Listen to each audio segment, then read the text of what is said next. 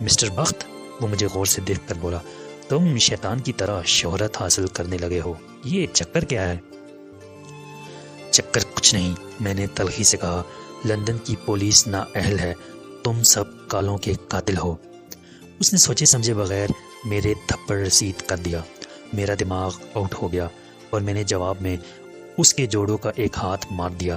وہ کرسی پر ہی ڈھیر ہو گیا اور مجھے حوالات میں بند کر دیا۔ صبح میں تیسری بار اس جج کی خدمت میں حاضر ہوا جس نے مجھے دوبارہ رہا کیا تھا۔